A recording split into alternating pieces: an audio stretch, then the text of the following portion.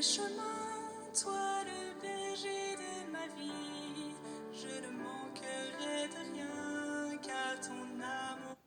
Mes chers frères et sœurs, paix et bien dans le nom de notre Seigneur Jésus-Christ. Une seule chose je nous propose aujourd'hui pour notre méditation. Tout a une norme désormais, n'agit plus en référence à la norme.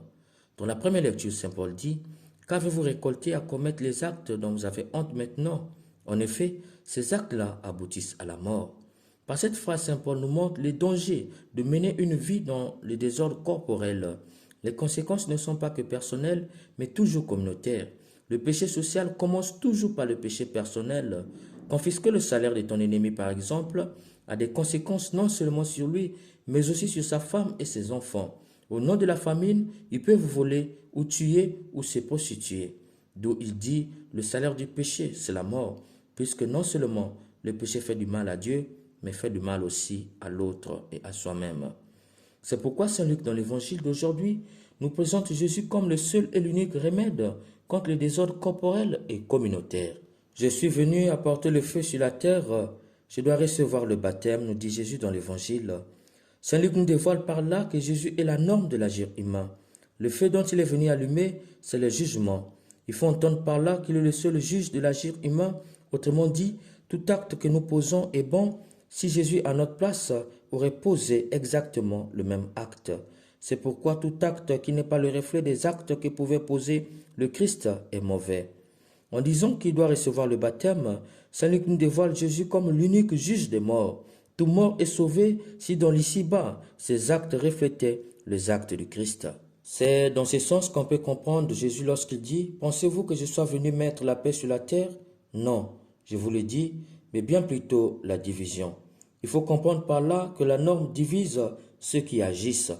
D'un côté, il y a ceux qui agissent en référence à la norme, et de l'autre côté, il y a ceux qui bafouent la norme et agissent en fonction d'eux-mêmes. Saint Paul, dans la première lecture, nous dit « Leur salaire, c'est la mort ». Mes chers frères et sœurs, tout a une norme désormais, n'agit plus en référence à la norme. Notre norme, c'est Jésus. Oui, Jésus est la seule et l'unique norme de notre agir. Au niveau de l'amour, Jésus est la norme de l'amour. Nous ne pouvons nous aimer qu'en référence à la norme Jésus-Christ. Il nous a aimés, il nous a aidés en donnant sa vie.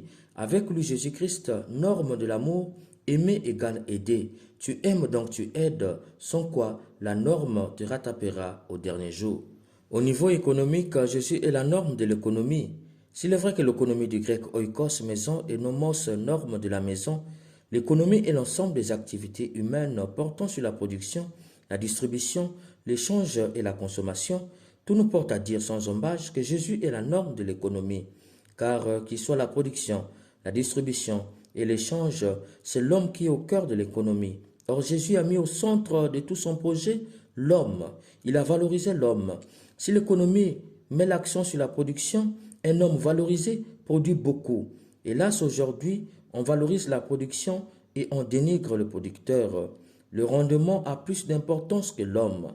C'est le signe par excellence que cette économie fonctionne sans norme de l'économie Jésus-Christ. Car avec sa norme Jésus-Christ, une économie est bonne que lorsqu'elle met au centre et valorise d'abord l'homme qui produit. Elle doit viser le développement intégral du producteur. Elle ne doit pas viser le développement d'un petit nombre ayant le pouvoir économique. Sans Jésus-Christ, norme de l'agir humain, l'économie devient source de paupérisation et de nihilation d'ici pour développer là-bas. On appauvrit ici et on développe là-bas. On tombe dans l'injustice économique, source de guerre. Au niveau du travail, Jésus-Christ est la norme du travail parce qu'il a ouvert une entreprise avec 12 travailleurs et plus tard 70. Il les a responsabilisés, les a fait travailler tout en les respectant, tolérant leurs lacunes et leur assurant le plus grand salaire, la vie éternelle. Dès lors, avec Jésus-Christ, norme de l'agir humain, tout travail est bon que lorsqu'il y a la libéralisation des postes pour tous sans discrimination, le respect des travailleurs, la tolérance dans les lacunes, la capacité à faire confiance, à responsabiliser, à assurer un salaire éthique et surtout respecter la dignité du travailleur qui prime sur le travail, sans quoi c'est un travail déshumanisant et les propriétaires rendent compte au dernier jour. Au niveau politique, Jésus est la norme parce qu'il a mis au centre la subsidiarité et l'équité. De la subsidiarité, il reçoit des grands et donne aux pauvres. Il reçoit de son Père et donne aux hommes. De l'équité, il reçoit, mais donne plus aux démunis. Une injustice divine qui vise à donner plus à celui qui manque plus et moins à celui qui manque moins.